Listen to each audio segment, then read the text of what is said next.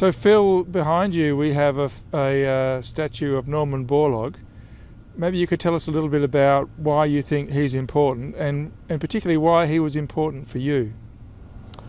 Yeah, he actually became important for me. I didn't know Norman existed in my early years, but as probably many people know, Norm Borlaug was the scientist who, his team invented semi-dwarf wheat varieties that had a degree of rust resistance that took off in Mexico we started the work back in the early 40s in 1943, and the work developed over the 50s and 60s and eventually gave rise to part of the Green Revolution. So these varieties spread not just throughout their target country in Mexico but all throughout Southeast Asia, and gave rise to one half of the Green Revolution in terms of bumping up wheat yields through the 60s and 70s that sort of belied the notion that the world was going to when I was a young kid doing ag science back at the University of Adelaide, there was lots of concerns about global food supplies and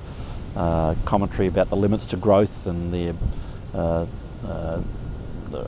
reasons for writing off India as a basket case and not trying to promote agriculture growth and productivity growth in that country. Anyway, those folks didn't know what Norm did, and that was that they were sitting on these really high-yielding wheat varieties, and they really took off. So he was a graduate here from the University of Minnesota, did his undergraduate, master's and PhD in a building that's about 300 metres away from where we're standing. First went down to Mexico at the behest of another graduate of the university, a guy called George Harrar, who graduated about a decade before Borlaug, Norman, went down to Mexico and actually started the Mexican program for the Rockefeller Foundation. And Harrar recruited Borlaug and then went on to end up being the president of the Rockefeller Foundation at the very time the CGIAR was created in the early 70s. And in fact, the Rockefeller Foundation was one of the major funders to underwrite the formation of the CGIAR, the International Agricultural Research System, where I spent 20 years of my career working. Okay, so we're getting to you. So obviously he had a huge impact on the world. What impact did he have on you? Yeah, I got to know him a little bit. He was based out at CIMMYT in Mexico. I spent my first decade in the International Agricultural Research Centres starting in 1984 and spent a decade working at ISNAR in The Hague in the Netherlands, which was the International Service for National Agricultural Research. And it was a centre designed to try and put the policy practices in place and develop the institutional structures to develop and improve the performance of agricultural research in developing countries.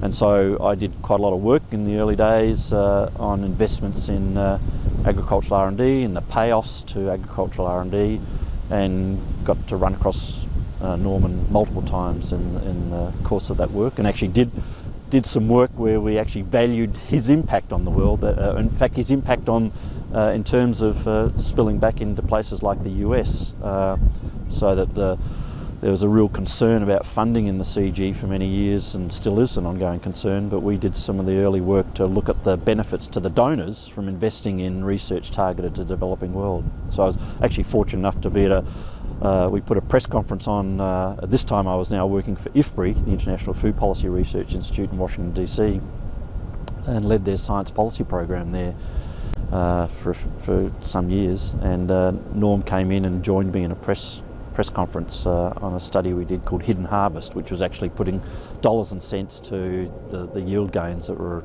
accruing from the technologies he developed. Phil, we're outside Ruttan Hall at the University of Minnesota on a chilly October afternoon in 2018. Tell us about Vernon Ruttan, that this hall's named after, and why he's important to you as well.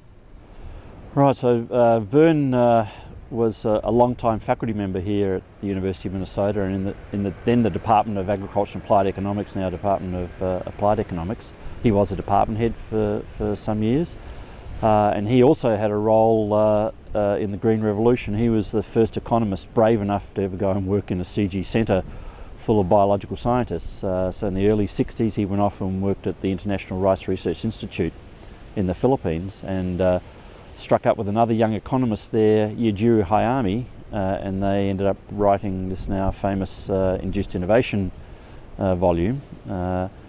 And he was one of the reasons that attracted me here to Minnesota. So when I was doing my Masters at the University of Adelaide, Bob Linder was my supervisor jointly with Frank Jarrett. Bob had done his thesis coursework here at the University of Minnesota, and Frank Jarrett actually was on the faculty here at the University of Minnesota for a year.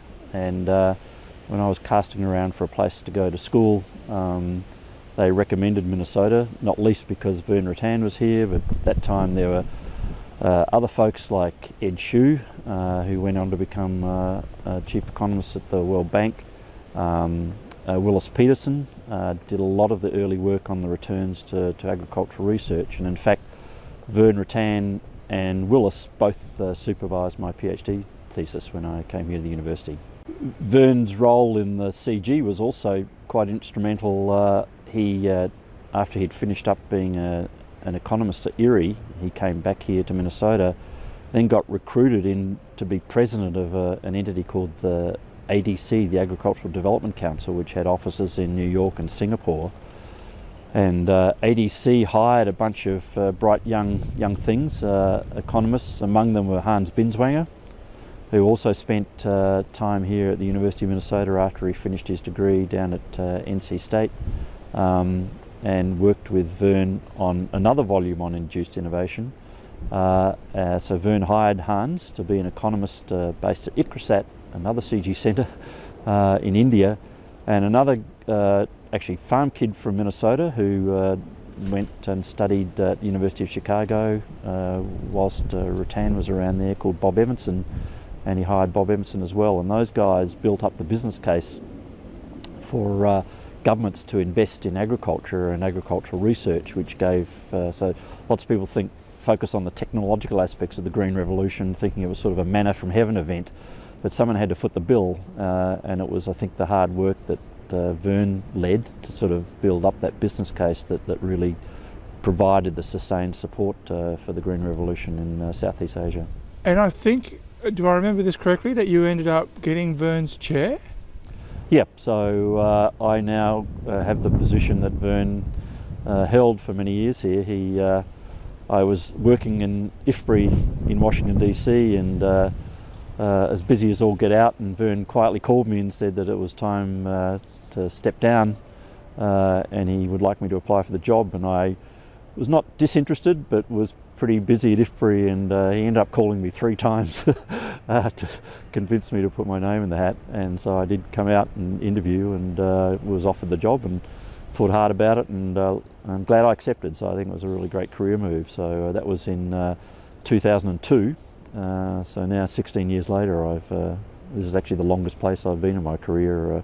I had roughly 10 years in The Hague and not quite 10 years in Washington DC at IFPRI, and since 2002 been here at Minnesota.